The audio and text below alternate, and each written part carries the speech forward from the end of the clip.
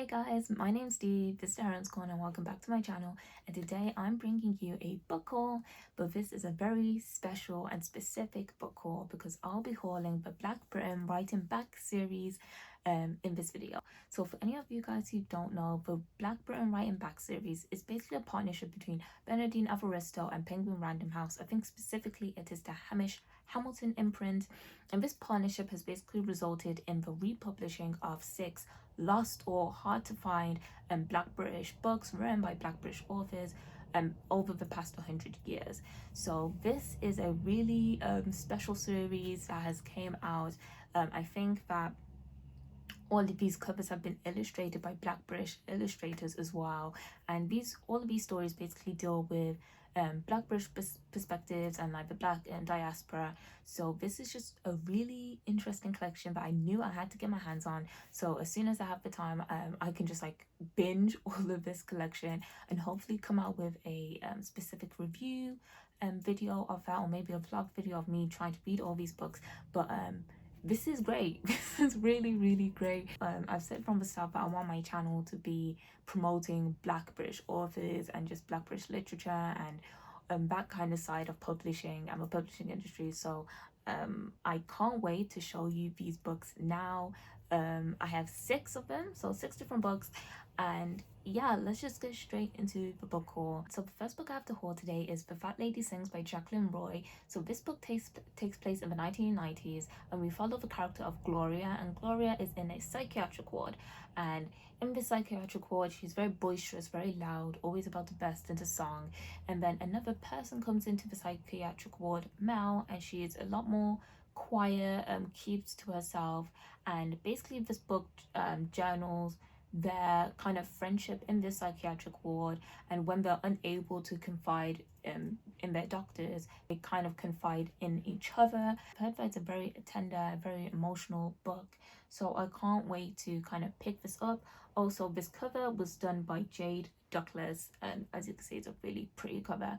But yeah, this is the first book of the collection. So the next book I have to hold for you guys is The Incomparable World by S.I. Martin. So this book basically deals with the fallout of the American Revolution, and if you know your history, after the American Revolution, a lot of Black Americans then migrated to London after they like fought for their independence and they fought for England, so they moved to London.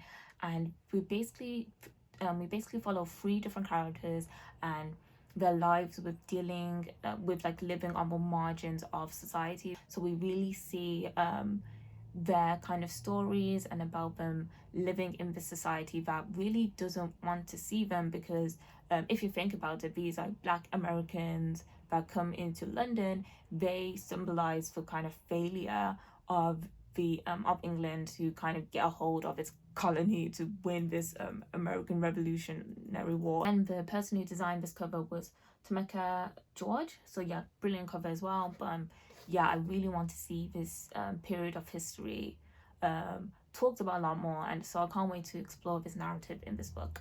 So the next book I have to show you guys is Without Prejudice by Nicola Williams. So this book, we follow the character of Lee Mitchell, and she is a barrister from a working class background with also a Caribbean background, and we basically follow her experience of being in this legal setting, which is very white, very middle upper class, and obviously very male. So she feels like the whole system is basically stacked against her. And then she also takes on a really high profile case of this, I think it's like a millionaire who is connected to some type of fraud, and she finds her personal and professional life blurring as this kind of case continues. So I have a real personal interest in this book because I study law. I definitely do not want to be a barrister, but I always love seeing like law in books and like the legal setting in books, because like I kind of study like law, and like, you know, I mean, it's pretty like straightforward. But yeah, I really can't wait to read this. This cover is giving me like it's giving me Handmaid's Tale vibes.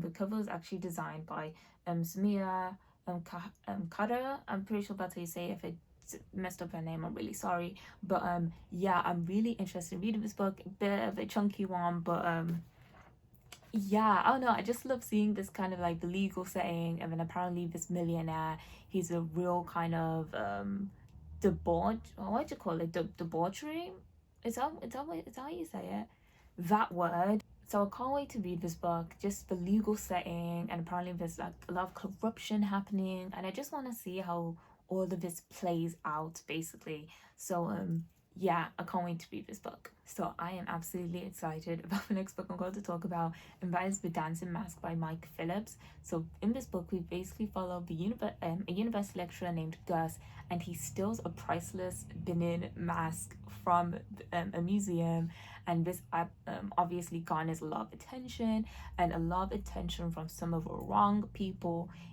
with a lot of power and with a lot of money, and he basically innocently entangles his like family in this whole saga as well, and it kind of puts them in danger. So I do not know what to expect from this book, but I love the idea of someone like stealing a Benin mask from a museum. I am of the opinion that like all the Benin bronzes needs to be put back in Benin basically. So I can't wait to just read this story, and it sounds like almost like a heist gone wrong, but apparently it's supposed to be a really deep introspective novel as well. And yeah, it's just a thriller. It's a thriller novel apparently. So yeah, I can't wait to read this. Again, this cover is done by Daniel Clark. Brilliant cover. But yeah, I can't wait to read this. It's a thriller. It's a Black British thriller. Like, how could you not be excited? Put this on your TBR. So the next book I have to show you guys is Bernard and the Cloth Monkey by Judith Bryan, and I want to get this straight out of the way that I absolutely adore this cover, and it's probably my favorite cover in this whole series. It was done by Alexander Icahid, so it's just stunning. Like this this cover is absolutely stunning. So this book is basically about a girl named Anita, and she comes to London, and she finds out everything has changed about her family. So I think her dad's gone, like her dad's dead, her mom's disappeared, and she is with her sister alone for the first time in years. And we basically deal with that familial relationship, and we obviously find out what happens with her family. There's not a lot to go off on in the summary. The summary is pretty short and pretty brief. It's pretty much what I've said in this video. So this book pretty much seems like a family kind of drama novel, and we see both of these sisters reconnect and kind of talk about their past and the pain that's in their past. So yeah, I can't wait to read this book and see what it's about. So the last book I have to show you guys is Mint Alley by C.L.R. James, and this book is set in Trinidad, and we follow the character of Haynes, who moves into this alley, Mint Alley,